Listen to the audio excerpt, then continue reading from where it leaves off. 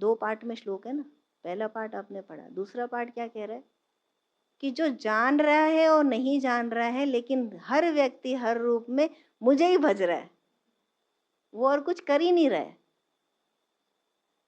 तो कोई यदि, जिसको हम कहते हैं ना कि बुरा व्यक्ति है, गलत कर्म भी कर रहा है, तो वो भी आएगा इधर ही, एक दिन एक जन्म उसको भी मेरी ही आराधना में लेके आएगा, भगवान कहते हैं। तो वो क्या है, अभी वो जो बुरा कर्म कर रहा है वो क्या है, वो उसके मार्ग का एक पड़ाव है। सब एक ही मार्ग पे चल रहे हैं, पर अलग अलग जगह खड़े हैं।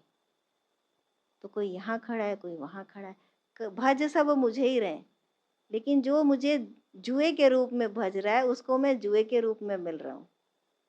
द्यूत क्रीड़ा याद है ना, भाग महाभारत की। तो जो मुझे जिस रूप में भज रहा है मैं उसको उस रूप में मिल रहा हूँ। जिसको सुख मिल रहा है, जिसको हम गलत काम कहते हैं, अनैतिक काम कहते हैं, वो करने में, तो उसको मैं उस रूप में मिल रहा हूँ। सुख मिल रहा है ना उसको उस काम में, चोरी करके किसी को नीचा दिखा के उसको सुख मिल रहा है, तो उसके लिए वही भगवान है ना। तो भगवान उसको उस रूप में मिल रहे हैं।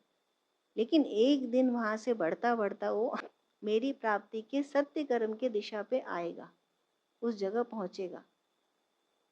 तो विकास की ये सीढ़ियां हैं, जिसपे हर व्यक्ति, जितना भी जीवात्मा है, वो मुझे ही भज रहा है, मुझे ही याद कर रहा है। और कुछ तो वो तुम कर ही नहीं सकते, क्योंकि यही तुम्हारी नियति है। तो यदि हमारे मन में अर्थ प्राप्ति की कामना है तो एक्सेप्ट इट, और उसके साथ भगवान को भजिए। एटलीस्ट आप अर्थ पाने का जो प्रयास कर रहे हैं वो सत्कर्म तो हो। यदि आपको अपना शरीर, अपना परिवार, अपनी जमीन जायदाद भी चाहिए, तो कम से कम आप उसको सही तरीके से तो लाएं कि आपके धन में कलुषता ना हो।